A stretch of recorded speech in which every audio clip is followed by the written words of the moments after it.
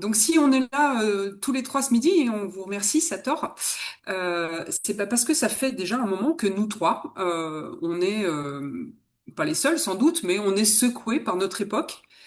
Et on a tous les trois, comme vous l'expliquait Juliette, écrit un cours, le grand cours de Pierre Leroy sur la conduite des transitions dans les territoires, un grand cours sur la plateforme Sator, mais aussi un livre qui est paru chez Actes Sud dans lequel on a raconté en fait l'élan que nous a donné le fait d'être secoué et ce qui en ressort. Parce que on pense que ça peut être un soutien, que ça peut motiver, donner des idées et de l'élan à certains et certaines d'entre vous qui se sentent aussi probablement secoués par ces polycrises systémiques. Dans le grand cours Sator et dans le livre, Pierre, il explique très concrètement dans la pratique ce qu'il a fait durant ses mandats, voilà, dans sa commune et au pays Grandvillans-Sonnet. Et puis, ce qu'il a fait par intuition au niveau de son territoire, Alban et moi, nous, on en tire les fils pour les relier à des travaux de recherche, des paroles ou des écrits de penseurs, d'experts. Et on relie aussi la pratique et la théorie, ou les témoignages de Pierre, à d'autres témoignages qui sont recueillis dans d'autres territoires. Alors l'ouvrage qui est paru chez Actes Sud, on l'a intitulé Petit manuel de démocratie vivante. Alors pourquoi démocratie vivante? Eh bien, d'une part parce que même si on pourrait penser qu'il y a une sorte d'effet de mode avec ce concept de vivant, avec un V majuscule, eh bien, ça nous paraît quand même pas anodin comme concept. Si on entend beaucoup parler de ce concept de vivant, c'est selon nous le signe qu'une bascule de nos rapports au monde est en cours. C'est comme si, en fait, on avait oublié depuis des décennies que nous les Homo sapiens occidentaux modernes, hein, nous étions des êtres vivants et que en tant que vivants, nous vivions parmi d'autres vivants. Et ça, c'est déjà pas rien de reconsidérer notre place de vivant dans ce monde en tant que non plus hors sol, séparé, comme en surplomb, mais en interdépendance, en relation avec d'autres vivants. D'autre part, si on parle de démocratie vivante, c'est que on veut vraiment porter haut et fort le fait qu'une démocratie, eh bien, c'est pas un modèle figé une fois pour toutes. Comme le dit Pierre Rosanvallon, hein, qui est un spécialiste de l'histoire du modèle politique français, mais aussi des mutations de démocratie, de la démocratie contemporaine, eh bien, la démocratie, c'est un processus toujours inachevé. Et ça, eh bien, c'est pas du tout l'idée qu'on pourrait s'en faire de prime abord. Enfin, moi, je sais pas vous, mais nous, moi, par exemple, notamment, je suis né à la fin des années 60. Et j'ai l'impression de m'être développé, d'avoir développé ma conscience du monde, ma conscience de moi dans le monde, avec l'idée que le modèle de démocratie dans lequel je grandissais était le modèle le plus abouti qu'on pouvait trouver. On dit souvent le pire excepté tous les autres. Et d'ailleurs, après la chute du mur de Berlin, il y a des philosophes qui avaient repris l'idée que l'histoire était finie. C'est comme si j'avais intégré au fond de moi, de manière inconsciente, que ça y est, Eureka, on avait trouvé la meilleure des manières de nous organiser en société et que le monde aurait tout intérêt à gagner, enfin tout intérêt à voir se développer partout cette panacée démocratique. Alors, évoquer ces choses invisibles qui infusent dans notre inconscient collectif, ça m'amène à vous parler de la notion d'imaginaire. Les sociologues des imaginaires nous disent que ce sont des architectures invisibles qui façonnent nos façons de penser, nos façons d'agir, de nous organiser, de décider. En quelque sorte, nos manières de penser le monde et de nous penser dans le monde. Et tout ça, notre rapport à soi, à soi-même, aux autres, ou à ce qu'on nomme notre environnement ou la nature, ça agit de manière inconsciente et invisible sur nos perceptions du réel et sur la manière dont on va agir sur le monde et dont nous allons après le façonner. Ça va donner corps à des choses qui deviennent des réalités.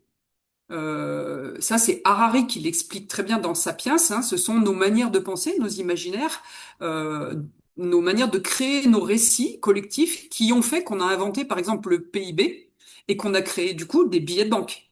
Donc, on voit bien que de nos imaginaires, eh bien, il va en sortir du concret, du réel. Et les imaginaires dans lesquels on baigne, hein, qui sont installés, intégrés, on va dire légitimés dans nos institutions et dans nos sociétés occidentales modernes, et même hyper modernes, eh bien, ils se sont construits par opposition à ceux des communautés traditionnelles. En voulant tourner le dos à la tradition, en fait, la modernité a développé certains imaginaires. Alors, si j'en cite quelques-uns, eh bien, je peux citer, par exemple, l'individualisme. Parce que, en opposition aux communautés traditionnelles, où l'individu ne comptait pas car c'est la communauté et le groupe qui compte avant tout, eh bien, cette modernité, elle s'est ensuite transformée en hypermodernité et a donné forme à même de l'hyper-individualisme.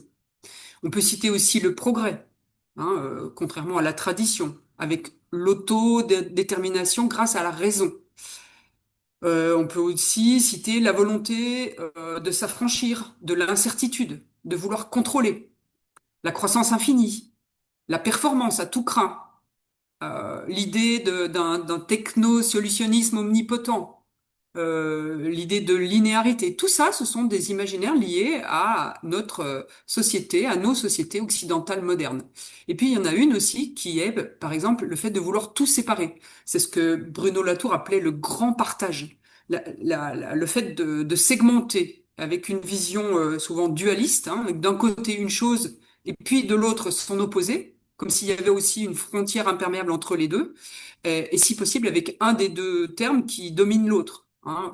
Par exemple, la raison d'un côté, les émotions de l'autre, ou alors l'homme, la femme, le nord, le sud, euh, l'homme, la nature, et d'un côté aussi, par exemple, les gouvernants et les gouvernés. Voilà, on voit bien que ça, c'est vraiment un imaginaire qui est lié à celui dont on a hérité. Et par ces imaginaires, ben, on a cru pouvoir contrôler ou en quelque sorte nous affranchir des services écosystémiques de notre oikos, hein, de notre maison commune, que nous nommons des ressources de notre environnement. Alors on voit bien que ça dit quelque chose, ça, de la manière dont on perçoit le monde. De parler de ressources comme si le monde était juste un grand magasin dans lequel on allait prélever tout ce dont on a à faire usage. Et puis de parler aussi d'environnement comme si tout ça était autour de nous sans qu'on en fasse partie. Eh bien, c'est ainsi qu'on a construit avec ces imaginaires, sans en avoir encore une fois vraiment conscience, notre relation au monde, nos façons de penser, d'agir, selon certains récits qui ont correspondu aux attentes d'une époque. Mais là, on sent que ça tient plus. L'individualisme, le progrès infini, le fonctionnement en silo, tout ça, ça répond plus à nos attentes et à ce qu'on sent, à ce qu'on sait, ou en tout cas ce qu'on devrait pouvoir savoir, si on voulait bien regarder les choses en face. Mais on est en fait comme empêtré dans une panne des imaginaires. On est coincé par des imaginaires dominants qui résistent. Dardot et Laval, qui ont écrit La nouvelle raison du monde, en parlent très bien et ils expliquent que la raison du capitalisme contemporain, néolibéral, s'impose de manière globale et diffuse dans toutes les sphères de notre existence. Et il impose ses lois et ses principes comme s'ils étaient une norme universelle. Alors nous, on a la sensation de vivre un moment charnière, un moment inédit, historique. On sent que quelque chose qui est en cours, on le vit, en fin de compte, si on prête attention, on le vit dans notre chair et dans nos affects. On sent bien qu'il y a quelque chose qui se passe et que les choses qu'on croyait acquises, eh ben, en fait, elles se transforment et sont en mutation. On vit un moment de tension, par contre, entre des imaginaires émergents et puis les imaginaires dominants qui résistent. Certains et certaines d'entre nous eh ben, modifient leur rapport au monde. C'est en train de changer. En prenant l'exemple de ce que je disais tout à l'heure en introduction du rapport au vivant, on était en surplomb du reste dans une position soit d'observation et de protection, ça c'était dans le meilleur des cas, soit dans une position de domination et de contrôle. Mais ça, c'est en train, pour certains et certaines d'entre nous, de changer et on voit bien que ça émerge. Alors tous les trois, nous sommes de celles et de ceux qui pensent qu'il y a une voie possible entre soit d'un côté le statu quo, hein, le business as usual, qui est pas tenable. Hein. On a vu qu'il y avait 7 limites sur les 9 planétaires qui ont été dépassées. et puis que le fonctionnement systémique du système dans lequel on vit, eh ben, est plus qu'en train de se gripper, hein. Arthur Keller l'explique très bien dans un des cours Sator. Et puis de l'autre côté, donc en face, il y aurait l'effondrement total, qui peut susciter et qui génère déjà d'ailleurs, on le voit hélas, des réflexes de repli, des replis communautaristes, identitaires ou survivalistes. Et puis cette voie, nous, qu'on pense être une voie possible entre les deux, bah, c'est l'engagement, la mobilisation de notre pouvoir d'agir. En fait, s'engager, c'est considérer que, bah non, en fait, l'histoire est pas finie, que le processus démocratique, par exemple, demande à être continué, renouvelé, reconfiguré, et ça à tous les niveaux. Mais puisqu'on est en train de parler des municipales, grâce à vous, là, eh bien, au niveau de nos territoires, de nos communes, ben, il nous appartient de tenter de décrypter la façon dont les modèles, les process, les normes, les formes d'organisation et les habitudes en cours relèvent d'imaginaires qui correspondent plus, en fait, aux nécessités de notre temps et de faire la place à d'autres imaginaires qui émergent.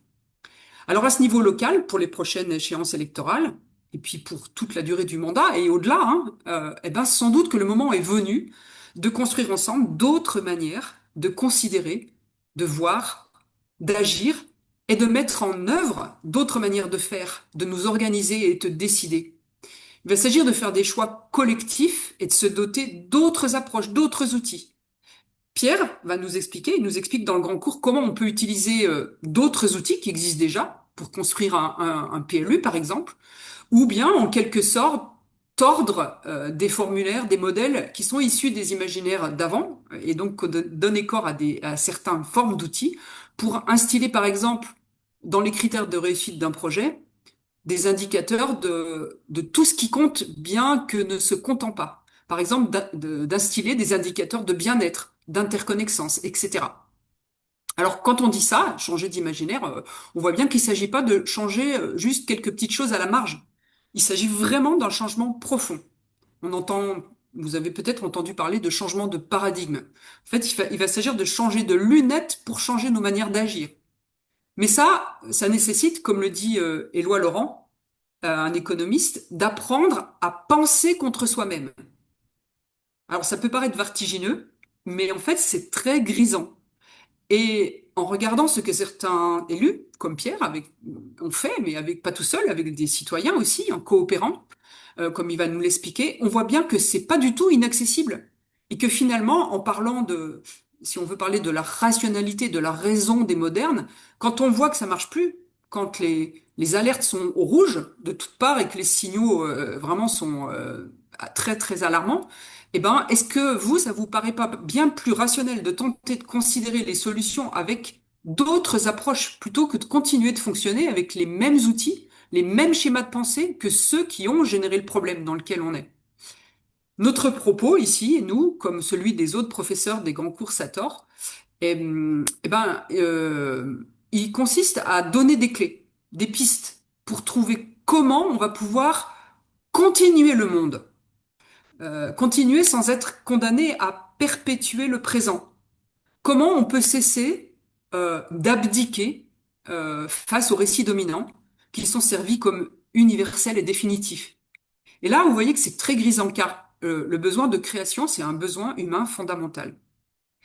Et puis, ce qui est très réjouissant aussi, et très inspirant, enfin, qui inspire de la confiance et de l'espérance, c'est que tous les contenus de ces cours, enfin, moi, j'en ai suivi quelques-uns, eh bien, ils résonnent entre eux. Ils résonnent dans une sorte de cohérence qui donne de l'élan, enfin, qui, moi, qui m'a donné de l'élan, et qui vous donneront, on l'espère, un souffle, des soutiens, des pistes, pour vous engager, vous aussi, dans cette bascule des imaginaires avec nous, à votre manière, selon les modèles et les conditions qui vous correspondent, comme va vous l'expliquer Alban.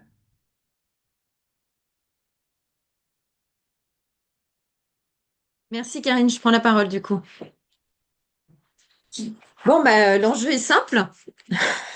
Karine l'a exposé, vient de l'exposer. L'enjeu est simple, c'est participer à une bascule d'imaginaire. C'est continuer l'histoire et on le fait tous, un peu malgré nous même. C'est-à-dire que nos petites histoires, nos histoires individuelles, permettent de contribuer à la grande histoire avec un grand H. Et parfois, on l'oublie ou on se sent pas légitime ou c'est quelque chose qui semble nous dépasser. Euh, merci Karine d'avoir tourné en opportunité cette période de grands bouleversements, de grands changements. Moi, je dirais que la période nous oblige. En fait, on regarde, on écoute, on observe ce qui se passe autour de nous et il nous semble impossible d'être insensible en réalité à ce qui se passe. On peut être touché par des choses différentes. Certains plutôt par la liberté de la science qui pourrait être menacée, d'autres par l'environnement et puis tous les bouleversements qui y sont liés, d'autres de la violence de l'ICE, bref, de ce qui se passe en Iran, etc. Mais en fait, tout va partir voilà, je parle d'engagement, de où se trouve notre zone de concernement. Où est-ce qu'on va trouver cet endroit où les uns, les autres, chacun, chacune, on va se sentir concerné et puis plus ou moins impliqué. Je reprendrai ces deux notions. En tout cas, ce qu'on voit le plus souvent, c'est à minima ce qui impacte notre vie de tous les jours, et donc des sujets qui peuvent être divers et variés, les, les mobilités, les horaires de train qui correspondent pas à l'entrée au lycée, ce genre de choses, la santé, l'alimentation, l'école, etc. Et on part toujours de ce point de concernement. Et je ne sais pas quelle est l'histoire de votre engagement, de vos engagements multiples. Là, en voyant passer dans le petit sondage les profils et puis la manière dont vous vous présentiez, on sent qu'effectivement, il y a de l'engagement. Donc, c'est quelque chose qui ne vous est pas étranger. Moi, je sais que j'ai commencé là-dessus en disant jamais, jamais je m'engagerai en politique. Jamais. Il y avait une peur derrière, une réelle peur en réalité de ce que ça pouvait toucher, cette notion de pouvoir, cette notion d'embarquer, de vérité, de vérité ou de vraisemblable dans la politique, etc. Vraiment, quand on parle d'engagement, il y a d'abord cette première chose qui arrive, qui sont probablement des freins à l'engagement. Euh, S'engager, ça va de pair avec une notion de responsabilité. Quand on s'engage, on met en gage. Donc, on est lié par une promesse ou par une obligation qui doit être exécutée ou par une convention qui doit être respectée. C'est ça que le mot engagement signifie. Donc, on voit tout de suite cet aspect de responsabilité et de fait qui peut faire peur, mais qui peut aussi questionner la légitimité qu'on a à s'engager sur quelque chose. C'est pas évident. Une des choses quand on essaye de travailler de la participation dans les territoires ou oui ou de solliciter la vie des uns et des autres, c'est mais qui suis-je pour dire ça? Qui suis-je pour venir donner mon avis sur quelque chose sur lequel je ne suis pas expert? Puisque comme Karine l'a dit, on a créé un monde d'experts, d'expertise très puissante, hein, très profonde. Mais quand on ne se sent pas expert d'un sujet, on a du mal à se trouver la légitimité à participer à quelque chose. Et puis c'est aussi une culture qu'on diffuse en fait dès l'école, le collège, etc. Euh, Cette culture d'aller proposer, d'aller réfléchir, d'aller élaborer à partir de soi, on est plutôt sur des modes d'apprentissage, et ça, Karine, t'aurais pu en parler aussi longuement, mais vraiment sur du transmettre du savoir. Ça, c'est un petit peu la culture aujourd'hui qu'on continue à traverser. Euh, c'est pas forcément cette culture du risque, entre guillemets, ou d'élaborer à partir de soi, à partir de ce qu'on peut connaître par l'usage et par l'expérience. Donc, quand on parle d'engagement, il y a tout un travail sur la légitimité aussi qui est intéressant et important à considérer. Mais l'engagement, c'est aussi le refus d'abdiquer devant un modèle imposé, permanent et universel. Et c'est ce dont a parlé Karine aussi. Et ce refus d'abdiquer, c'est quelque part, c'est une force vitale en fait. C'est Cynthia Fleury qui en parle. Cynthia Fleury qui est à la fois philosophe et psychanalyste, je crois. Je me trompe peut-être, mais qui parle de cette notion de mouvement. et que le mouvement amène l'action et amène cet élan vital qui va faire qu'on va faire un pas en avant. Ce qu'on a, nous, travaillé aussi à partir de plusieurs travaux sur lesquels Karine a aussi travaillé, c'est cette histoire de passage à l'action. Donc, on a vu qu'un engagement, ça nécessite un concernement, se sentir suffisamment concerné par quelque chose, un réveil de la conscience, quelque part. Qu'est-ce qui se fait, qu'est-ce qui se joue autour de moi et peut-être sans moi, donc autant que j'en sois partie prenante. Mais ça requiert aussi du pouvoir d'agir. Et le pouvoir d'agir, c'est vraiment là-dessus que nous, on avait envie de mettre l'accent, c'est qu'est-ce qui va faire en sorte qu'on va se sentir en possibilité d'être acteur de ce qui nous entoure et de ce qui va pouvoir, et d'un changement possible. Donc ce passage à l'action, on l'a théorisé sur une balance de la menace, des menaces versus l'efficacité. Pour avoir un pouvoir d'action, il faut d'abord percevoir une menace. Mais percevoir une menace, ça peut être aussi celle du statu quo. C'est-à-dire quel est le risque à ne pas changer, à continuer comme avant, à ne rien faire. Ça, c'est en soi, c'est une menace. Donc, on a d'un côté une menace et de l'autre côté, face à cette menace, il y a des actions qui peuvent être mobilisées, des actions palliatives, ce qu'on appelle souvent des solutions, mais des actions qui peuvent être menées pour pallier cette menace. Donc, la menace, des actions palliatives qui existent, il faut que je puisse croire en l'efficacité de ces actions, mais aussi que moi-même, je puisse contribuer à cette action. Quelle est ta portée de main? Et c'est cet équilibre de la balance quand le pouvoir, la partie action, efficacité de l'action et auto-efficacité va peser un peu davantage que la menace qu'on va être en pouvoir d'agir. Si la perception de la menace est bien supérieure par rapport à la perception de l'efficacité de l'action et de mon auto-efficacité, là, on va être en impuissance. C'est tout un mécanisme en fait qui explique aussi alors l'éco-anxiété, oui, mais surtout l'impuissance derrière, l'impuissance perçue derrière ce sentiment d'éco-anxiété.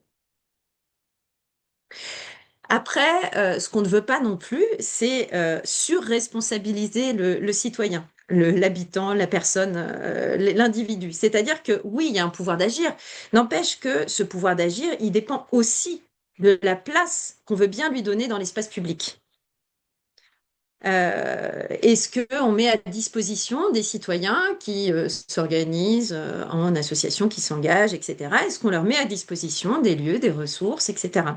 Est-ce qu'il est facile d'accéder à ce type de ressources? Donc, il y a vraiment cet équilibre aussi à avoir entre ce que peut faire l'individu et puis ce que peut faire l'institution et globalement, oui, l'institution. Donc là, on en vient à une notion d'engagement individuel et d'engagement collectif. Les deux niveaux sont nécessaires. Le niveau individuel, déjà, parce que la première responsabilité de chacun, c'est justement d'être suffisamment en santé, même j'allais dire, suffisamment en santé pour pouvoir porter quelque chose, pour pouvoir être en mesure d'agir, de s'engager. Donc on a tous la responsabilité de notre santé mentale, de notre santé physique, j'allais dire. Et puis quand on décide de s'engager, c'est d'abord une démarche individuelle, c'est-à-dire que c'est une négociation avec soi-même, avec ses proches aussi, mais d'abord avec soi-même. Quand je m'engage, alors nous on a l'habitude de dire tête, cœur, corps. Donc on engage à la fois de la réflexion, un sens, oui, un sens, une signification, quelque chose qui va donner du sens à mon action, mais on s'engage aussi émotionnellement et on s'engage aussi par le corps, par le mouvement, par l'action. Donc, sur ces trois niveaux, l'idée, c'est d'être suffisamment au clair avec soi-même pour pouvoir s'engager, justement.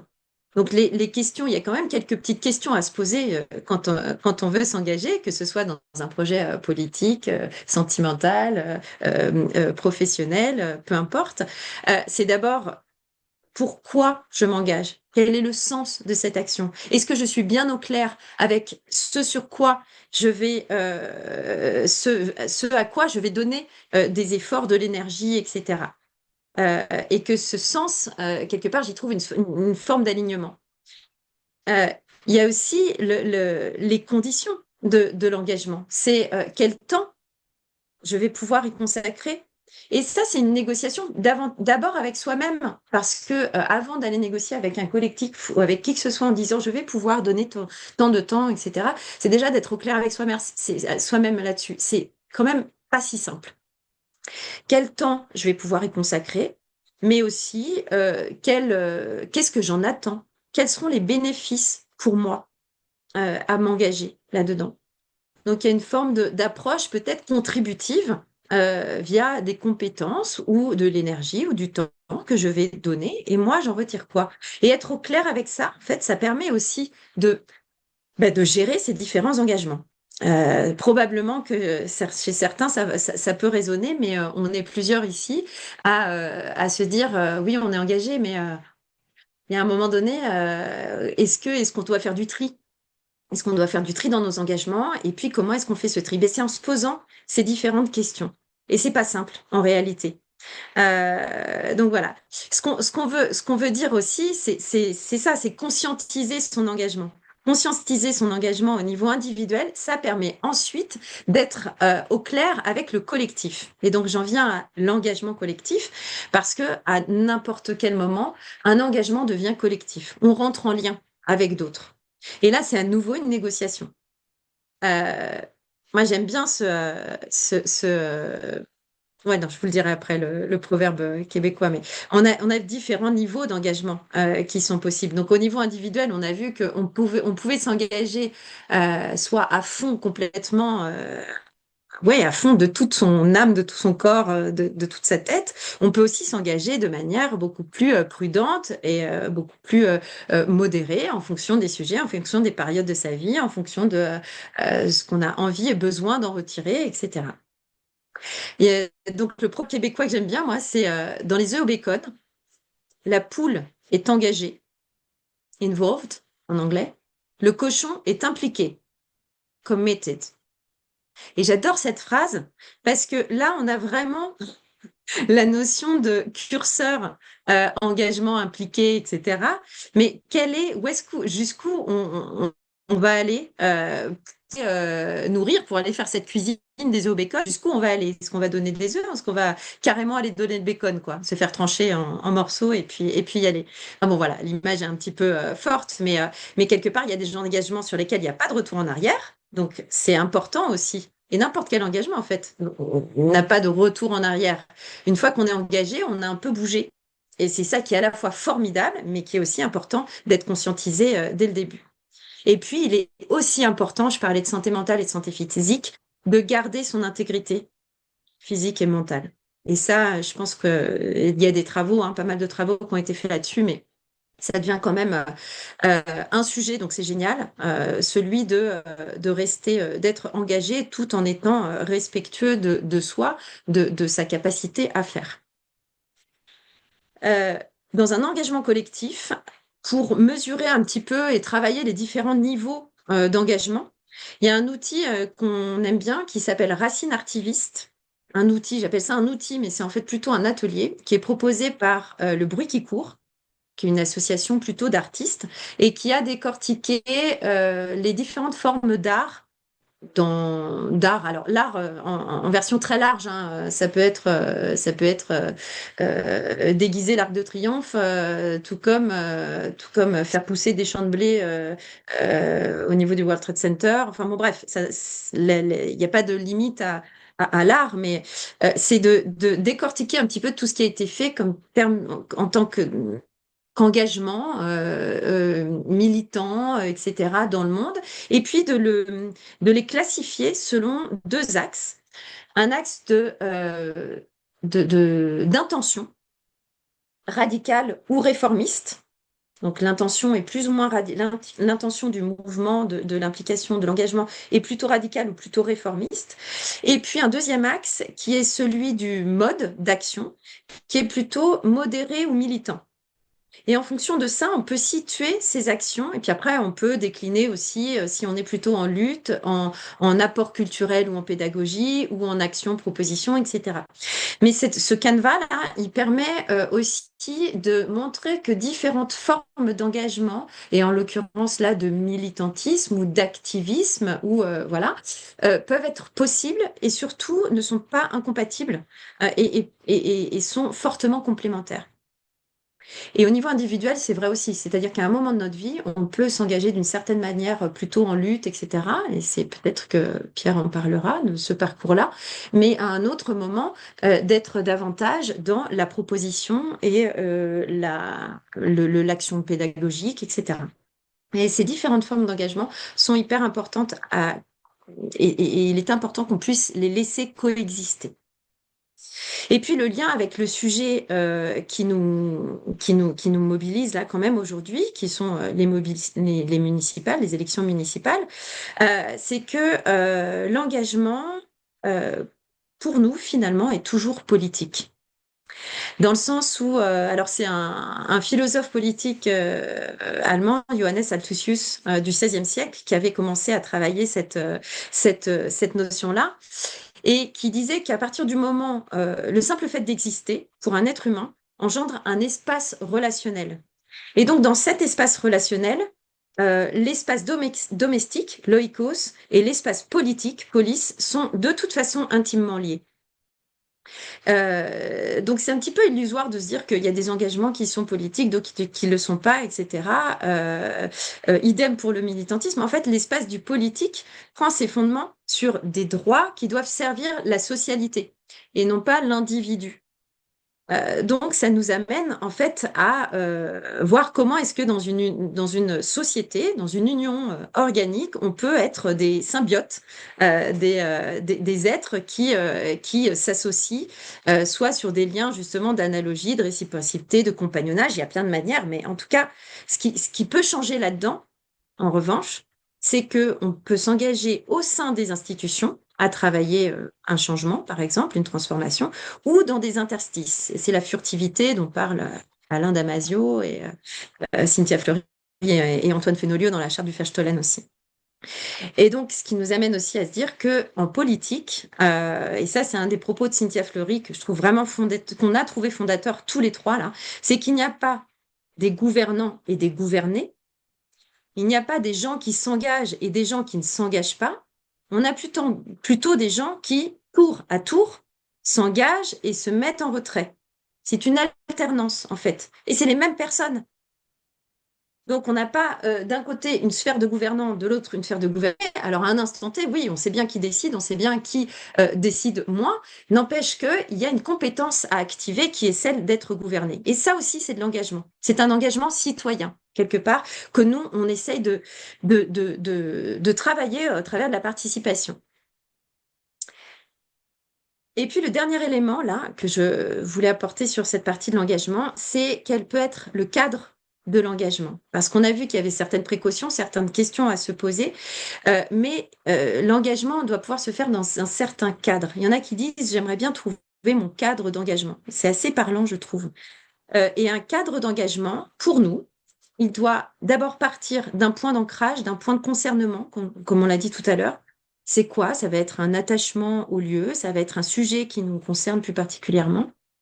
Il va ensuite nécessiter peut-être de travailler, de partir en enquête, de s'informer, d'avoir des éléments, justement, pas pour devenir expert, mais pour avoir des, des, euh, des choses pour construire un avis, quelque chose, etc. Et puis, il va falloir ce qu'on appelle le contrat. Et le contrat, quand on fait de la participation, par exemple, quand on suscite des engagements des uns et des autres, on va parler de participation. On va, dans ce contrat, avoir des choses qui sont requises. C'est qu'est-ce qu'on attend? Qu'est-ce qui est attendu? Pourquoi on se réunit aujourd'hui? Quel est justement l'engagement qu'on attend de vous? Pour quelle action? Pour quel rendu? Ça va être aussi quel est le niveau de participation attendu. Et là, on a l'échelle d'Einstein qui va de la consultation, on demande un simple avis et à partir de là, d'autres personnes décident, jusqu'à la délibération, c'est-à-dire on décide tous ensemble. On a vraiment un choix dans l'implication des participants. Et puis ce contrat, il doit aussi spécifier le processus de décision. Qui prend la décision, à quel moment et selon quelle méthode, selon quelles règles. Voilà. Donc ça, ce sont des choses en tout, qui doivent être transparentes à partir du moment où on sollicite un engagement ou une participation. Et dans cette participation, il y a aussi le droit à l'erreur, le droit de changer d'avis et quelque part qu'il y ait une véritable rencontre qui se mette en place parce que c'est aussi ça l'idée d'un engagement collectif, c'est qu'il puisse y avoir une rencontre avec des idées, des personnes qui se mettent en place et qui viennent bouger un petit peu là où j'étais. Donc pour nous, il y a de la joie dans l'engagement. Et presque même, si on le tourne différemment, c'est qu'il n'y a pas de joie sans engagement. Et j'en reviens à cet élan vital et ce corps qu'on met en mouvement avec aussi la pensée, là c'est la pensée orientale aussi qui peut venir là-dedans. Les Chinois disent par exemple que l'énergie suit le mouvement. D'abord, on se met en mouvement et ensuite, on a l'énergie qui vient. Et pour se mettre en mouvement, on a quand même besoin de cette partie de créer le désir.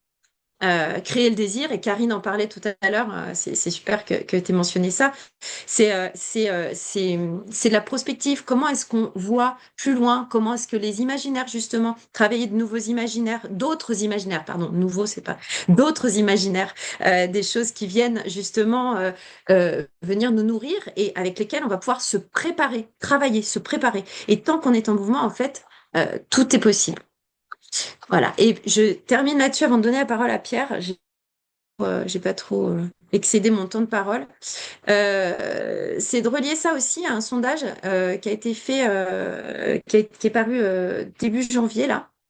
Par Fréquence Commune pour parler de quel cadre d'engagement pour les municipales. Alors bien sûr, là c'était vraiment sur la partie liste citoyenne, etc. Et c'est en effet dans les sondés, donc c'est un échantillon de 1000 personnes, il faut relativiser, hein, c'est 1000 personnes qui ont été interrogées en novembre 2025, mais qui est représentatif de la population française selon les critères de tirage. Dans ce sondage, il s'avère que 74% des interrogés estiment que les élus municipaux devraient être issus de la société civile, donc avec vraiment une envie de se dire que les profils de nos élus municipaux, hein, c'est particulier, hein, mais que nos élus municipaux soient vraiment des gens comme nous, en fait, et voire nous-mêmes. Et un autre chiffre que je trouve intéressant à vous livrer là aussi, c'est que, alors c'est pareil, c'est 74% des Français maintenant estiment que le fonctionnement actuel de la démocratie locale n'est plus satisfaisant et souhaiteraient une implication beaucoup plus forte des citoyens et des citoyennes dans les décisions municipales, dans les décisions. Donc, ça traduit une volonté assez claire de partager davantage le pouvoir local, de renforcer le rôle des habitants et de sortir d'une démocratie perçue un peu trop comme trop descendante et trop éloignée du terrain. Et après, on pourra discuter dans l'échange, mais c'est vrai que les petites expériences qu'on met en place là, moi à l'échelle d'un village, de plusieurs villages, etc. Eh ben, la première question, c'est oui, sans doute, on veut ça, mais finalement, il faut quand même, comme je le disais, qu'il y ait quand même des espaces ouverts pour que ça puisse s'exprimer. On a vraiment du mal à faire venir, en fait, hein. Donc, ça, c'est un vrai sujet. Et je passe la parole à Pierre pour peut-être illustrer ce sujet de la joie dans l'engagement et puis des exemples de terrain aussi. Bonjour à toutes et à tous. Merci, merci de l'invitation. Puis je suis ravi d'être avec vous. Et puis merci évidemment à mes deux collègues que je côtoie depuis de nombreuses années sur ce travail. Donc évidemment, en quelques minutes, on ne va pas parler de la complexité de la transition écologique, de la transition démocratique, de la transition sociale. Ça va être compliqué. Donc on va essayer de se balader là rapidement sur ce qui vous intéresse. Et je vais reprendre, vous verrez, des éléments qui ont été cités tout à l'heure. En fait, à titre personnel, ça fait 40 ans que je travaille sur ces sujets-là. Et suite à la demande d'Actes Sud, en fait, j'ai en effet écrit un premier bouquin qui s'appelle Passage délicat. Et le sous-titre, c'est Penser et penser le territoire. On va y revenir tout à l'heure. Il a été suivi d'un deuxième bouquin à la demande d'Actes Sud, donc, qui a été écrit avec Alban et Karine, et puis ensuite la masterclass. Donc là, en fait, en quelques minutes, on va vous synthétiser 40 ans de travail. Donc c'est un exercice un peu particulier. À propos d'exercice, en fait, je vais vous faire un exercice. Vous rentrez directement dans l'action et puis que vous comprenez bien de quoi il s'agit. Pendant 40 ans, moi, j'ai fait contre, puis j'ai fait pour, puis j'ai fait avec. Et en fait, faire contre, faire pour, faire avec, je me suis rendu compte que les trois étaient nécessaires. J'ai fait contre pendant 20 ans comme militant, où j'ai attaqué les collectivités au tribunal pour des raisons diverses et variées. J'ai fait pour en tant qu'élu au tout début du mandat, parce qu'en fait, j'étais extrêmement frustré pendant 20 ans de ne pas avoir réussi à mettre en œuvre ce que j'aurais aimé voir se développer sur le territoire. Jusqu'au jour où j'ai compris, en fait, il faut faire avec aussi. Et là, ça a été le chantier de ces 15 dernières années. Donc, le petit exercice, tout simple, hein, c'est que vous allez fermer les yeux ou pas, et vous allez vous imaginer que ça y est, on est le 22 mars et que vous êtes élu, tout simplement. Vous êtes élu, youpi, super, c'est top. Mais en fait, pourquoi je suis élu? Et donc, Mince, on a perdu Pierre. Ah non, vous m'entendez? Ah, Il est Pierre, super. revenu. Tu es revenu. Ouf.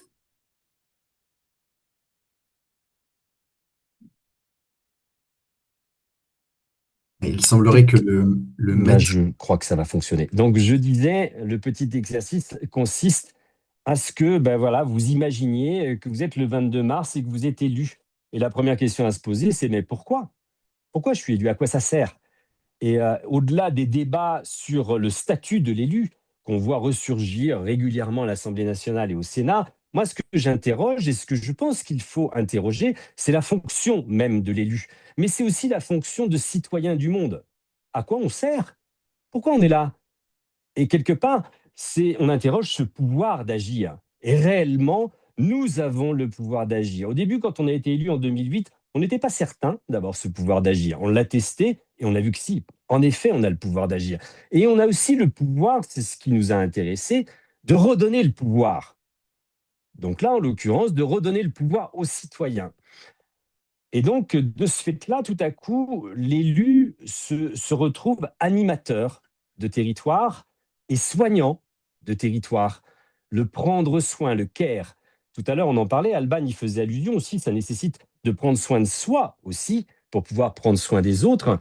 Il se trouve que moi, j'ai une carrière de soignant derrière moi, donc je suis particulièrement sensible à cette affaire et je considère que c'est quelque part notre mission de tenter de prendre soin d'un territoire et d'une population. Alors, c'est tout simplement prendre soin de nos voisins, prendre soin des associations qui sont autour de nous, mais aussi prendre soin des collectivités et permettre de se réinterroger.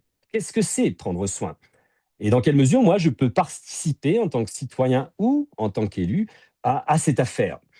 Donc, nous, on a choisi de tirer le fil par les besoins primaires des populations. Donc, vous irez voir sur les différents cours Sator, c'est des sujets qui reviennent. Je ne vais pas rentrer dans le détail de la pyramide de Maslow ou d'Andersen ou de Max Neef, etc. Mais là, en l'occurrence, en France, dans un pays soi-disant développé, finalement, les besoins primaires ne sont pas du tout garantis. Boire, ni en quantité à l'époque, je me souviens, j'avais discuté avec le Premier ministre Édouard Philippe en lui disant, mais au moment où on se parle, il y a 2000 communes en France qui étaient sans eau potable. Donc, ni en quantité, ni en qualité. J'ai pris un arrêté anti-pesticides sur ma commune. J'ai été condamné par la justice française à ce sujet. Donc, on se rend bien compte, et là, on l'a vu avec les PFAS, qu'en termes de qualité, le premier besoin primaire qui est de boire n'est pas garanti, mais manger, c'est la même chose. L'autonomie alimentaire des territoires en France, elle est allée de 2 jours, allez, 5 jours pour les meilleurs. Mais cette autonomie territoriale alimentaire est catastrophique. Et donc, on voit bien qu'il y a un vrai problème. Boire, manger, se loger. Mais tout le monde est bien conscient aujourd'hui que se loger, c'est véritablement une bombe à retardement dans notre pays. Aujourd'hui, les jeunes et les moins jeunes ne peuvent se loger en France. Donc c'est quand même les besoins primaires ne sont pas garantis.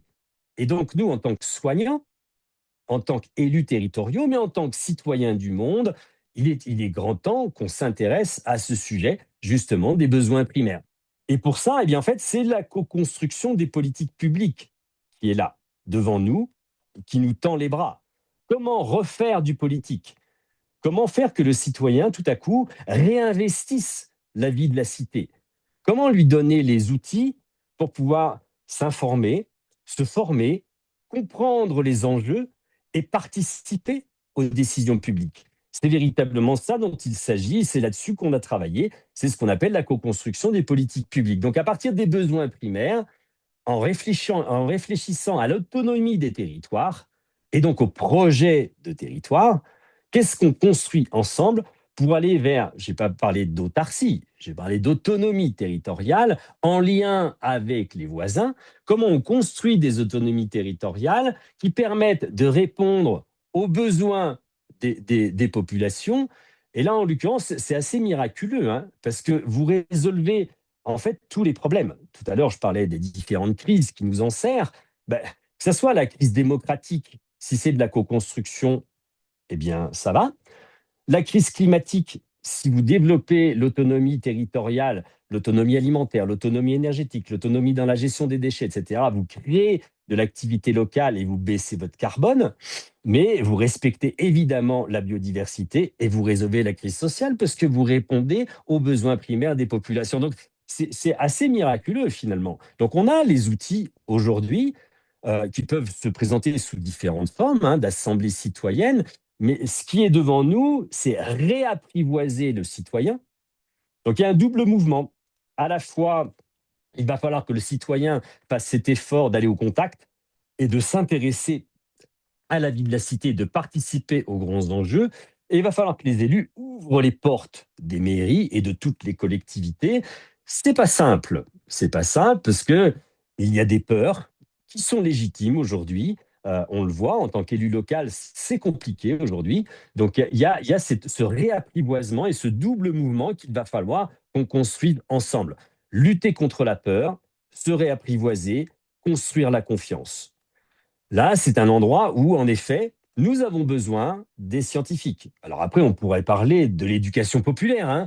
Et évidemment, on est loin d'avoir les outils aujourd'hui nécessaires en éducation populaire pour pouvoir construire ces projets-là. Mais malgré tout, avec l'aide de scientifiques, on peut travailler sur ces projets de territoire, on peut travailler sur ces assemblées citoyennes. Si vous observez bien en France, il y a plein de choses exceptionnelles qui se passent. Avant, et encore un peu, on parlait des marges. Il se passe plein de choses dans les marges. Et les marges croissent. Les marges, là, prennent de l'ampleur, se développent. Ça devient plus des marges. Moi, je visite, il y a encore assez récemment, j'ai visité la commune de Ménil-la-Orgne, un petit village, hein, à côté de Nancy. Vous hallucinez. Là, vous avez une commune qui a décidé de faire fonctionner son assemblée citoyenne. Et là, en l'occurrence, tous les 2 mois, il y a une assemblée citoyenne dont l'ordre du jour est organisé par les habitants. Et là, à cet endroit, eh bien, les habitants, tous les 2 mois, après avoir choisi l'ordre du jour, eh bien, choisissent les projets du territoire, les projets de la commune. 95% des habitants sont présents et les élus sont des animateurs. Il n'y a pas que des élus d'ailleurs. À chaque assemblée citoyenne, il y a 3 personnes qui sont mandatées pour justement animer, être les garants d'un bon fonctionnement. Donc, ça nécessite aussi des techniques particulières en sciences sociales et sciences humaines, mais on les connaît. Et on voit un territoire sur la durée d'un mandat où ce sont les citoyens qui ont décidé et mis en œuvre les politiques qui les concernent. Donc là, on voit encore une fois que ce ne sont plus des marges. Parfois, il faut hacker des systèmes, évidemment, parce que malheureusement, le système, les subventions qui d'ailleurs disparaissent progressivement sur les territoires, eh bien parfois, il faut tordre les systèmes pour arriver à obtenir satisfaction et que ce soit véritablement de la transition écologique et démocratique. On est sur des chemins de crête. Moi, en tant que montagnard, finalement, les chemins de crête, ça me convient assez. C'est pas simple, c'est complexe. Mes 2 collègues tout à l'heure vous ont expliqué un certain nombre de choses. je pense qu'en effet, c'est générateur de bonheur, c'est évident, c'est clair. Pour moi, je ne connais pas une fonction qui m'a permis autant de m'épanouir, de découvrir et d'apprendre. Ça a été exceptionnel. Mais en effet, c'est un engagement avec tout ce que ça comporte. Ça permet parfois de sublimer la colère, ça a été mon cas. Là, en l'occurrence, en étant acteur, eh bien finalement, on arrive à transformer les choses sur le territoire. C'est pas parfait, loin de là, c'est complexe. On arrive à ce que territorialement, on obtienne des résultats assez exceptionnels. On a parlé d'intelligence collective aussi tout à l'heure. C'est des petits miracles à chaque fois. Quand on met les gens ensemble, quand on construit des politiques publiques, ça nécessite en effet, je l'ai dit, des méthodes particulières. Ça nécessite d'être accompagné par des scientifiques. Ça nécessite de travailler la confiance, de respecter la confiance et de travailler sur du long terme. Alors à la fois, oui, le temps nous est compté, mais nous travaillons sur du long terme. Il faut accepter oui, que ça soit difficile, compliqué, long à mettre en œuvre, pas toujours satisfaisant au moment où on le souhaiterait, mais ça fonctionne. Donc des expériences, encore une fois, je vois sur le chat, on donne des exemples. Il y a eu l'exemple de Saillant aussi, qui a été très connu, mais il y en a plein en France. Moi, je rencontre plein de communes ou des quartiers dans des villes où, en effet, on voit que cette démocratie qui se construit se développe avec de nouveaux outils, avec certaines protections pour que ça puisse bien fonctionner. Mais moi, j'y crois et le bonheur est à ce prix-là. Mais en tout cas, ça vaut le coup de s'engager. Merci à tous. Je crois qu'on a un petit peu dépassé le temps imparti, donc c'est pour ça que j'ai été un peu bref. Mais là, en l'occurrence, on est à votre disposition pour les questions. C'est 17 épisodes dans le cours Stator, d'une trentaine de minutes, où on parle évidemment du pouvoir d'agir, des besoins primaires, on parle de la co-construction des politiques publiques. On vous donne des exemples, comment lutter contre la peur. En effet, là, il y a un vrai travail avec les élus pour rassurer les élus. Et là, encore une fois, c'est un double mouvement à la fois des citoyens, à la fois des élus, pour qu'on puisse se retrouver ensemble et construire un avenir désirable. C'est à notre portée. Merci à tous. Merci. Pierre, je vais peut-être commencer par te poser une question qui a été posée dans le chat, à laquelle Karine a pu répondre en partie par écrit. Mais pourrais-tu nous donner ton expérience sur... enfin, tu t'as donné quelques exemples. Est-ce que tu pourrais détailler un exemple pour faire venir les habitants aux réunions publiques auxquelles ils ont été conviés et quelle stratégie sur ton territoire as-tu développée? Y aurait-tu Alors, des la exemples? toute première chose qu'on avait fait en 2007, c'était étrange d'ailleurs. La toute première chose qu'on a fait, c'est qu'on a voulu interroger les citoyens. Et donc, on a distribué des questionnaires dans toutes les maisons. Mais on n'a pas distribué un questionnaire par maison. On a distribué un questionnaire par citoyen.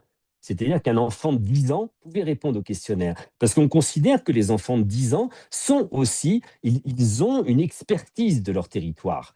Ils en sont pétris, mais ils le pétrissent, ils le transforment, leur territoire. Donc, on a interrogé tous les habitants de la commune pour savoir pourquoi ils étaient là, qu'est-ce qui les intéressait, qu'est-ce qui leur convenait pas et qu'est-ce qu'ils aimeraient voir se développer. Et ça a été très intéressant parce qu'on a eu beaucoup de retours. Par contre, là, on a pris la mesure du fait que on avait dépolitisé les citoyens. Ils ne savent plus ce qu'ils ont envie de faire pour leur territoire. Ils en ont perdu l'habitude. En fait, on a eu une réponse très intéressante d'une petite fille qui nous a demandé un marchand de glace sur la place du village. Enfin, quelque chose d'original. Sinon, c'était goudronnage, fleurissement et déneigement, parce que là, en l'occurrence, on habite en montagne. Mais c'est vous dire le manque d'imagination aujourd'hui. Mais ça, cette imagination, tout à l'heure, on en a parlé, Karine vous en a parlé, les imaginaires, ça se travaille. C'est quelque chose qu'on construit sur du long terme. Donc nous, on avait commencé comme ça.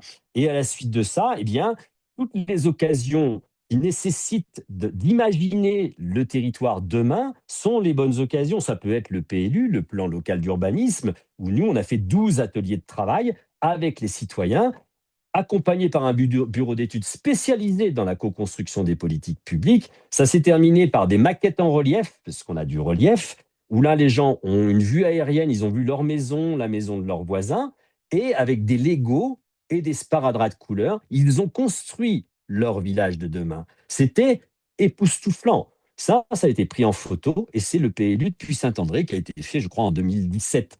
Mais on a aussi, là, récemment terminé un travail de 3 ans où on a mis autour de la table des gens qui sont en conflit d'usage. Là, en l'occurrence, sur la politique énergétique du territoire.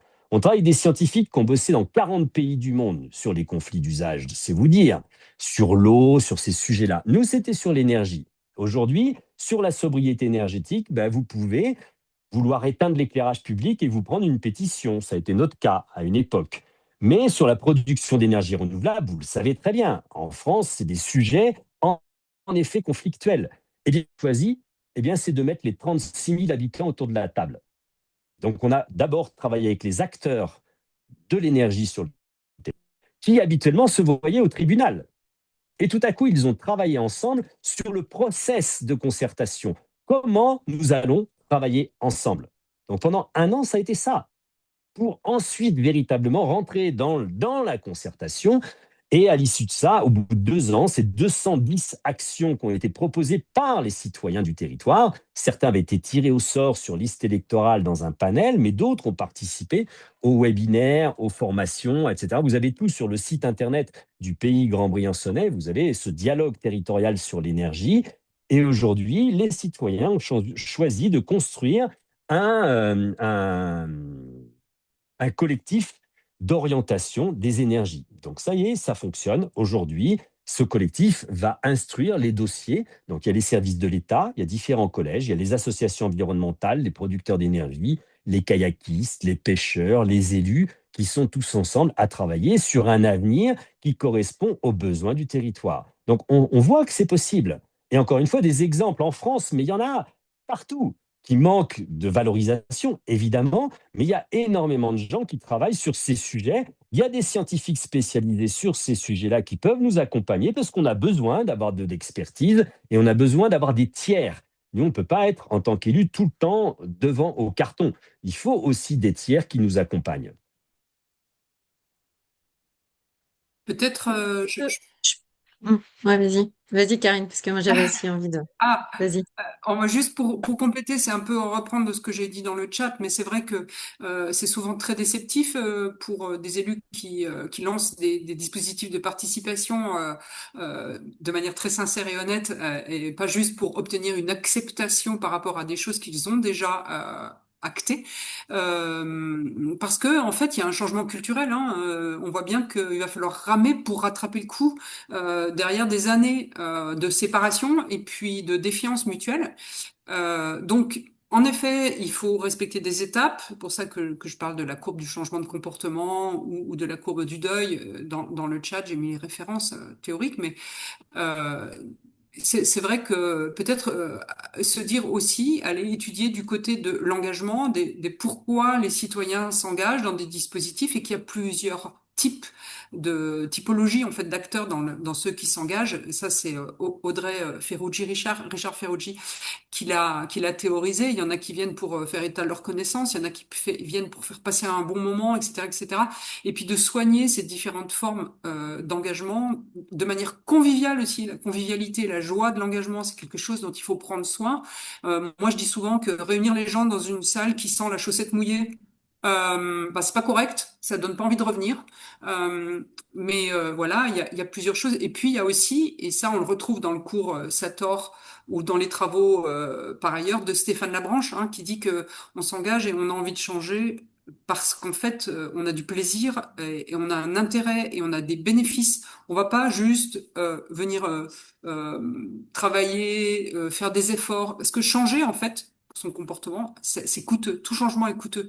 Et donc, quand on a conscience de ça, ben, on sait que si on veut amener des gens à changer, bon, des citoyens à changer de comportement, des élus à changer de comportement, il faut qu'ils aient un intérêt à le faire. Il faut qu'ils voient quel est le gain, le bénéfice. On va faire les choses pourquoi? Pour gagner quoi? Et en fait, c'est vrai que moi, c'est pour ça que je parlais dans mon introduction et qu'on en parle aussi. Là, déjà, dans ce qu'on fait, quand on maintient le statu quo, qu'on laisse les choses telles qu'elles sont, en fait, on renonce à plein de choses déjà. Regardez ce à quoi on renonce en perpétuant ces modèles. Et du coup, voir que quand on change, on gagne en créativité, on gagne en bien-être, on gagne en ceci et en cela. Donc ça me fait partie des choses, à mon avis, à bien penser dans les dispositifs pour faire venir participer les gens. Et c'est hyper Pardon, compliqué, en fait. ouais. On n'a pas la solution là-dessus. En revanche, il y a des choses qui fonctionnent plus ou moins, mais là, faire venir, comme vous dites, il y a des peurs, il y a de la défiance. Donc, en fait, c'est ce long processus dont parlait Pierre de reconstruction de la confiance qui est à l'œuvre. Et notre façon de faire, et il faut avoir un peu la foi dans ces démarches, c'est de continuer, continuer, continuer, et de les mettre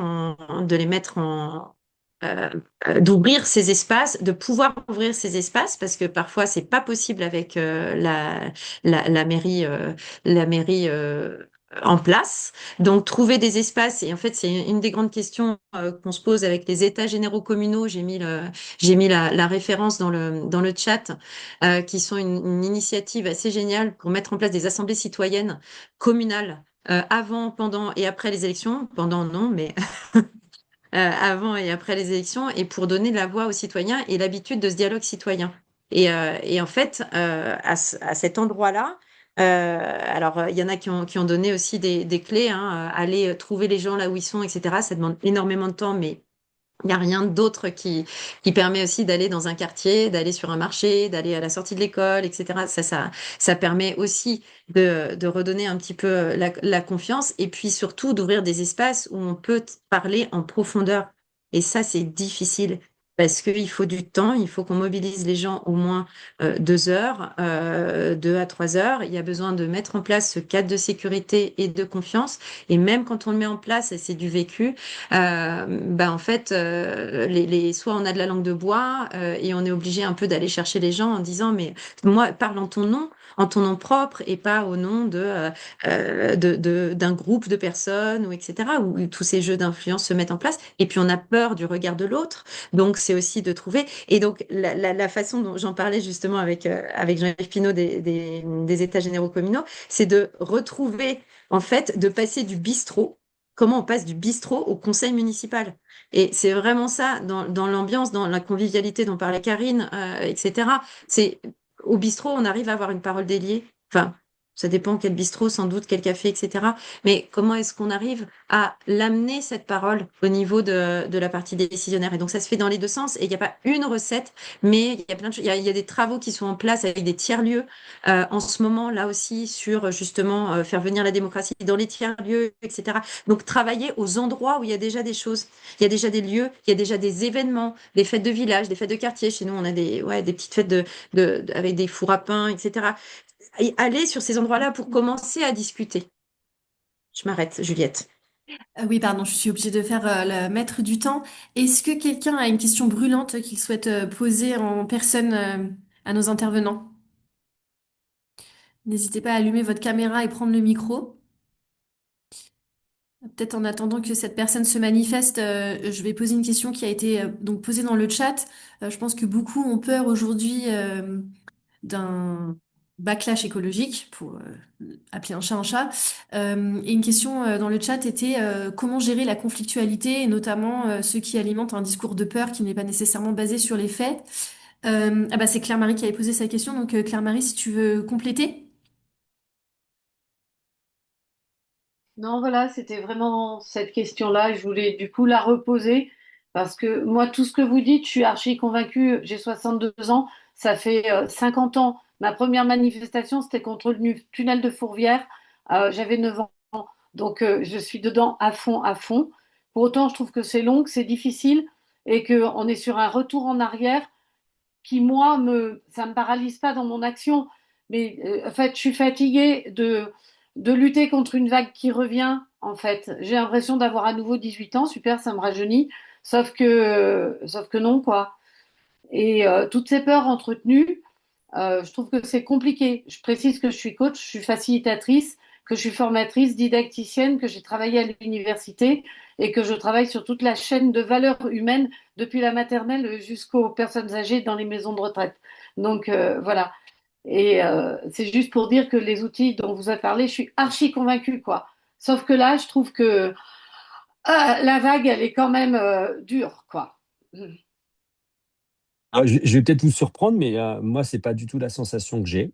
Je pense pas que le backlash écologique, véritablement, en zone rurale en tout cas, et autant de poids qu'on lui en donne. Moi, j'en suis pas Je ne parle persuadé. pas du backlash écologique, je parle du backlash plutôt social, sociétal, où nous, Ouais. on a des taux de délinquance qui sont inférieurs à la moyenne nationale. C'est les plus bas de la région, c'est les plus bas du département. Pour une ville de 17 000 habitants, il y en a quand même des gens qui arrivent à faire croire. Moi, j'ai posé la question à mes voisins. J'ai combien de chances, à ton avis, donne-moi sur une échelle de pourcentage, combien de chances tu as d'être cambriolé, parce que la voisine a mis des caméras partout. Et elle m'a répondu, oh ben, je sais pas, je lui ai proposé une échelle de 1% à 50%. Elle a dit 30%. La réalité, elle est inférieure à 1% en fait. Oui, alors Non, ça, mais c'est c'est pas du clair, tout. hein. Voilà. Là, Et en fait, c'est pas les faits, c'est le sentiment de, Ouais. et il est entretenu par des listes que je ne nommerai pas, mais qui passent et puis qui expliquent que nous sommes tous en très très grand danger de mourir assassinés dans nos maisons par des gens plus ou moins basanés. On peut toujours l'ajouter. Enfin, c'est non, mais fou, c'est exactement la folie, quoi. c'est exactement ce qu'on dit dans le sens où il faut user de toutes les solutions pour rassembler les gens, pour créer des événements locaux, n'importe quel événement local. Il faut démultiplier les solutions où les gens se rencontrent, se parlent. Donc ça, c'est la première chose. Et ça, en tant qu'élu local, il y a quand même des outils avec les associations, justement, de permettre de recréer le fameux lien social. Et je pense que c'est à partir de là dans les territoires, si on est vraiment en capacité de refaire la fête, de recélébrer, moi j'étais plutôt très, très dubitatif quand je voyais que les élus coupaient là, les rubans sur les inaugurations. Et en fait, je me suis rendu compte que c'était bête en fait, parce qu'en fait, on a besoin de célébrer. On a besoin de célébrer n'importe quoi. Tous les événements en Autriche, au Vorarlberg, ils n'arrêtent pas de faire la fête, hein. Et c'est génial. Et je pense que plus on aura d'occasion de faire ensemble, plus on aura l'occasion de construire des choses ensemble, plus on luttera contre ce sentiment absurde là et avec les réseaux sociaux, enfin on va pas parler de ça parce qu'on est parti pour 2 heures, mais en fait tout est à faire et c'est génial. On a devant nous un potentiel pour créer, faire la fête et se réjouir qui est exceptionnel et les gens n'attendent que ça. Donc il faut y aller. Et moi, je constate la même chose, Claire-Marie.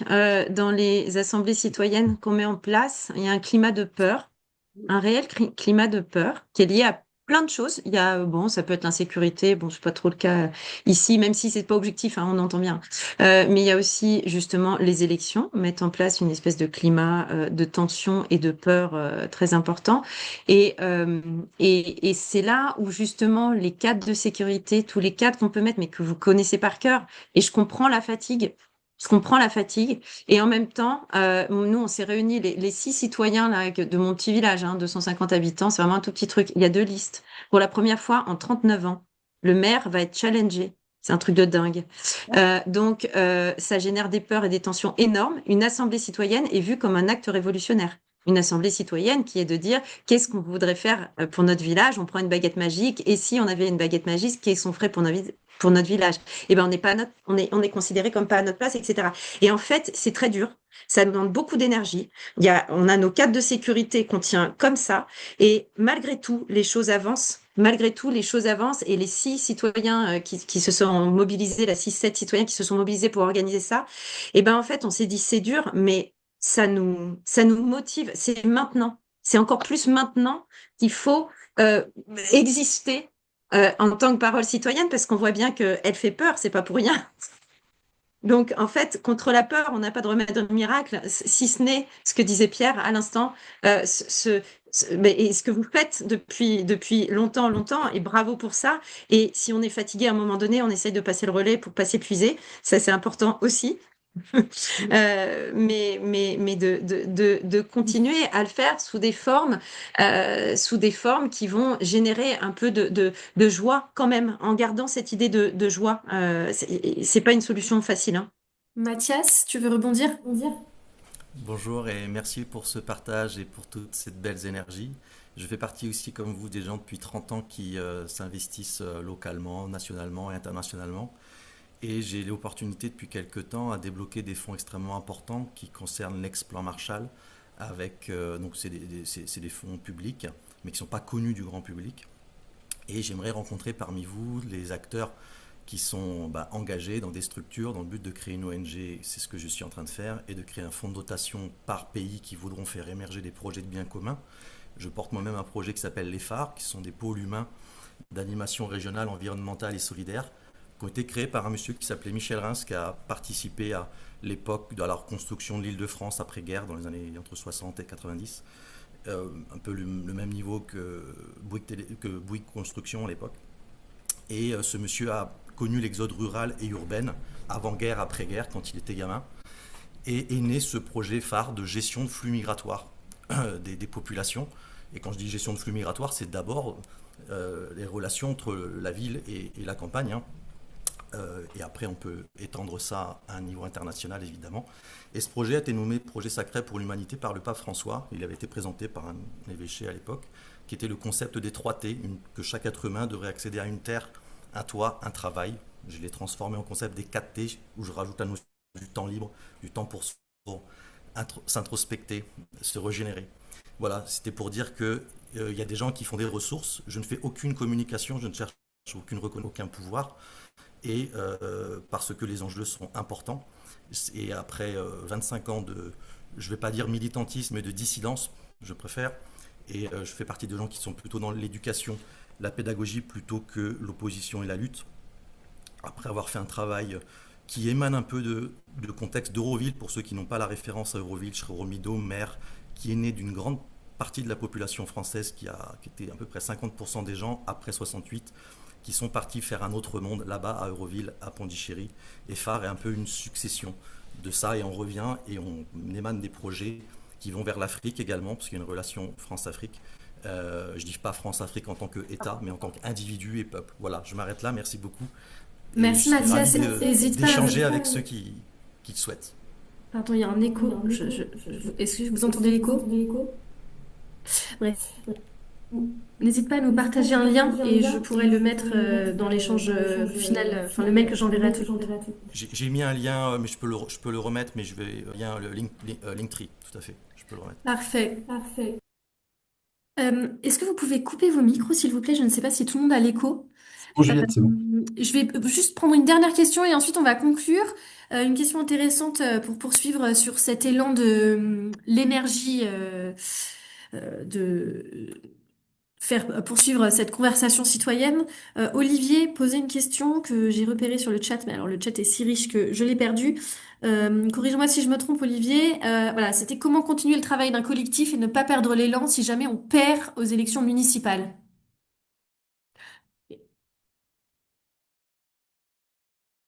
Je sais pas, j'ai peut-être quelques petites choses là-dessus. Idem, Olivier, n'hésitez pas à regarder l'initiative des États généraux communaux. C'est une initiative financée par la Fondation de France. Voilà. Leur idée étant de travailler sur 3 ans. Donc, c'est pas uniquement avant les élections, mais de pouvoir justement favoriser ce dialogue citoyen sous toutes ses formes possibles après les élections. Donc, ça peut être une ressource intéressante. C'est tout gratuit et mis à disposition. Au-delà de ça, d'exemples de groupes citoyens qui... alors, tout dépendra effectivement de l'appétence de la mairie à aller dialoguer avec les citoyens ou pas. Et puis ensuite, de travailler à des commissions extra-municipales, par exemple. Ça se développe, ça s'est pas mal développé dans pas mal d'endroits. Donc, ça peut être sur des thématiques choisies par les citoyens qui leur tiennent vraiment à cœur, sur lesquels les habitants, les habitantes décident de fournir un travail sur un tel sujet. N'empêche qu'avant de fournir un travail, il faut vérifier que ceux qui décident sur cette thématique-là seraient ouverts à ce qu'il y ait à prendre en compte ce travail, bien évidemment, hein, pour pas que ce soit fait dans le vent, parce que tout dépend de la compétence, soit elle est au niveau de la commune, soit elle est au niveau de la communauté de communes, etc. Donc, moi, j'ai des exemples où dans les petits villages, là, pas loin de chez nous, là, il y a des commissions citoyennes des habitants, tout simplement, qui sont regroupés pour travailler sur les mobilités et l'accès à leur village, qui est très touristique à certains moments de l'année, et qui ont travaillé sur les mobilités, qui ont fait un dossier, qui l'ont proposé, qui l'ont envoyé, qui l'ont proposé directement à la Comcom, à la Oui, et qui ont eu une proposition de transport en commun, etc. Donc en fait, il y a plein de formes de mobilisation citoyenne qui peuvent faire avec la commune si le conseil municipal est très ouvert à ça, et c'est quand même ce qui est de plus souhaitable. S'il n'est pas ouvert à ça, ben on vient un peu en force. Alors il y a il y aura quelques personnes dans l'opposition, c'est d'essayer de voir comment travailler des choses constructives, mais il n'y a pas une forme. Peut-être que Pierre ou Karine, vous vouliez aussi rebondir là-dessus. Moi, je vais juste ajouter dans le chat, effectivement, par rapport à cette question de documenter, de garder les traces du travail fait de toute façon, parce que, en fait, qu'est-ce qu'on aura gagné? Et de célébrer de toute façon quelque chose, qu'est-ce qu'on aura gagné même si on perd les élections? Et partir de ce commun, parce que souvent ça génère quand même des moments très forts. On a parlé d'amour hein, dans le chat, d'humilité, d'humour et tout ça, mais vraiment, voilà, autour de ces moments chaleureux, conviviaux, bah, qu'est-ce qu'on aura gagné? Et sans doute on aura gagné de l'interconnaissance. Sans doute on aura appris que on aura appris à travailler avec des gens qui pensent pas comme nous, qui partagent pas. Et on aura avancé sur ce chemin de l'intelligence collective. Voilà, donc ça déjà. Et puis peut-être aussi tout simplement se poser la question avant de perdre, qu'est-ce qu'on fait si on perd? Ouais. Et puis déjà, pouvoir dégainer le lendemain de l'élection où le soufflet va forcément retomber, hein, puisque voilà, toute l'énergie dépenser, là, il y a la déception, parce que forcément, il faut y croire pour avoir l'énergie de le faire. Donc, à un moment donné, il y a forcément un moment déceptif, mais que ce moment déceptif, en fait, ben, on reste pas là-dessus, c'est on puisse rebondir, et c'est sans doute plus facile d'avoir prévu avant, qu'est-ce qu'on fera de tout ça, y compris si on a perdu. Bon, mais c'est des pistes, et effectivement que tout ça est à inventer encore, hein. Pierre, Oui, est-ce que et tu Olivier il dit on a veux... créé un Pardon. réel groupe qui fait comme une famille, on apprend tous les jours à se connaître. Et nous, ce qu'on entend effectivement de ce que nous, on a pu vivre et ce qu'on entend de personnes qui le vivent, c'est ça aussi. C'est des liens incroyables qui se tissent et des... Alors, ça peut être dans la souffrance aussi, hein, de temps en temps. Il y a des périodes très difficiles, très difficiles. Mais il y a vraiment cette... c'est un espace d'apprentissage, c'est ce que vous dites, Olivier, un espace d'apprentissage de dingue. Donc, Merci. Je vais poser une dernière question à Pierre pour lui laisser le mot de la fin avant de passer la parole à Fabien, qui va nous parler plus globalement de toutes les actions Sator sur les municipales. Pierre, est-ce qu'il est, entre guillemets, trop tard pour influencer les actuels candidats aux élections municipales? Non, c'est toute l'année, c'est tout le temps. C'est en permanence qu'il faut poser des questions, interroger, refaire du politique, c'est ce qu'on a dit tout à l'heure, utiliser tous les outils qui permettent justement de retravailler les besoins des populations. Donc c'est en permanence, c'est pas du tout, pour moi, c'est pas là au moment des élections, c'est tout le temps. C'est voilà. Et par rapport à la question précédente, les oppositions, c'est un vrai sujet. On est dans un pays qui fonctionne avec le clivage. Et la logique partisane est en plein dans ces logiques de clivage, ce qui n'est pas le cas chez nos voisins, hein. Chez nos voisins, ils ne sont pas du tout dans des dynamiques de cette sorte. Moi, je suis encore président, encore pendant un mois ou deux, du pays Grand-Briançonnais qui regroupe donc 36 communes, 3 intercommunalités. Là, en l'occurrence, moi, je suis avec des maires qui n'ont pas du tout la même vision du monde que moi. C'est le moins qu'on puisse dire, hein.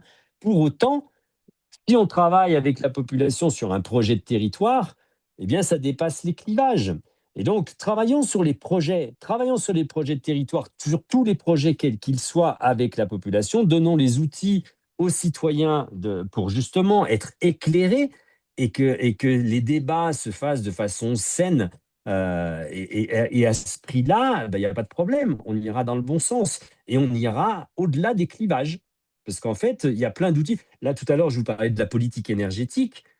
Mais là, on peut travailler au-delà des clivages. Mais sur l'eau, c'est la même chose. Sur le logement, c'est la même chose. Si véritablement on crée des espaces de débat où on permet aux gens et on va chercher ceux qui sont écartés justement de la vie citoyenne, ça, c'est un vrai chantier. Et ça, c'est complexe. Donc, il y a aussi des outils pour ça. Mais ça nécessite une animation territoriale. Mais c'est possible et ça fonctionne. Merci Pierre, merci Alban, merci Karine. Fabien, je te laisse la parole. Oui, merci à tous les trois pour ces échanges et tous les partages, les ressources. Il y a tellement de choses en fait qui existent. C'est très difficile d'avoir une vue sur tout. Mais merci pour vos partages. Côté Sator, bah, bon, vous êtes certains, un tiers ne sont pas trop au courant de peut-être ce qui se passe, mais on a quand même pas mal commencé à communiquer là-dessus. On a lancé, donc on l'a mentionné plusieurs fois, un parcours un peu préparatoire, en tout cas c'est pour éclairer un peu la lanterne des personnes qui veulent décider l'avenir des territoires, agents, élus, candidats, mais aussi les citoyens, hein. On en a parlé aujourd'hui de l'importance des citoyens, qui est dispo gratuitement jusqu'aux élections, qui comporte 10 épisodes de 10 masterclass différentes de Sator. Et bon, bah, peut-être Juliette, je veux bien que tu nous remettes le lien. En fait, l'objectif final avec cette grande campagne municipale Sator, c'est de pouvoir aider à former les élus, agents, citoyens et candidats de 1000 villes. 1000 villes, on se dit que c'est pas grand-chose, mais en vrai, ça dépend de quelle ville. Et ça peut couvrir très rapidement beaucoup de monde. Aujourd'hui, on en a 650, 1200 personnes se sont inscrites à ce parcours gratuit. Et on a besoin de vous pour aller encore plus loin. Donc, si vous voulez nous aider, déjà, bah, inscrivez-vous pour le découvrir. Et puis, si ça vous plaît, bah, partagez-le, parce que c'est aussi comme ça qu'on avance et que les choses avancent. C'est pas Sator qui est le mieux qualifié pour parler de ce parcours, c'est vous qui le vivez et qui pouvez ensuite être légitime pour le partager bien plus que nous. Donc voilà un petit appel et une petite croquette en avant-première, petit élément croustillant. On est en train de préparer une tribune pour euh, publier dans des grands médias l'importance de former les élus et les agents à tous ces enjeux-là. Donc bah, tenez-vous bientôt prêts sur ce sujet parce que ça va, j'espère, faire beaucoup de bruit. Et, euh, et puis bah, on va continuer à essayer de donner les clés à un maximum de monde, hein. C'est la mission de Sator. Donc pour ceux qui ne nous connaissaient pas, bienvenue dans cet univers. Et merci beaucoup d'avoir assisté à tout ça. Merci Fabien. Je terminerai en rappelant aussi notre agenda. On retrouvera Pierre et Alban le 9 mars à la Climate House pour ceux qui sont parisiens. Pour tous les autres, l'événement sera rediffusé en replay, enfin même diffusé en direct, pardon, sur YouTube. Cette fois-ci, on aura une table ronde sur On vote et après, donc on pourra poursuivre tous ces échanges plus concrètement sur les modes de concertation citoyenne. On vous invite donc à suivre le cours Conduire la transition dans les territoires, à vous saisir de ce parcours gratuit, à organiser des ateliers avec vos voisins, vos candidats, votre famille, qui vous voulez. Le but, c'est vraiment de le mettre ce cours à la disposition du plus grand nombre pour faire vos propres concertations citoyennes à votre niveau et commencer à vous mettre dans l'élan d'organiser donc des conversations démocratiques. Et je terminerai enfin en rappelant que nous avons créé un groupe WhatsApp qui est vraiment dédié aux conversations sur les municipales. Donc si jamais votre question n'a pas pu être posée dans le délai imparti, tellement nous avions de choses à nous dire, n'hésitez pas à nous remonter ces questions ou bien en privé. Au mail que je vous enverrai juliette.hirtz@sator.fr ou bien dans ce groupe WhatsApp. Et en fonction du nombre de questions, on verra comment ressolliciter Pierre, Karine et Alban pour avoir des retours plus concrets. Par exemple, je pense à toutes les retours d'expérience qui ont été cités, etc. Si vous souhaitez qu'on aille un petit peu plus en détail, on pourra voilà, imaginer un dispositif pour répondre à vos questions. Et je suis bientôt à Paris, bientôt à Chambéry, bientôt à Grenoble. Là, j'arrive de Nantes. Avant, j'étais à Nancy. Donc, si vous allez sur LinkedIn, vous suivrez les différentes étapes pour qu'on puisse se rencontrer si vous avez besoin. Voilà. Merci à toutes et tous. Merci. Merci. Merci et toutes. Merci beaucoup, bonne journée. À Merci bientôt. beaucoup. Bonne journée à tous.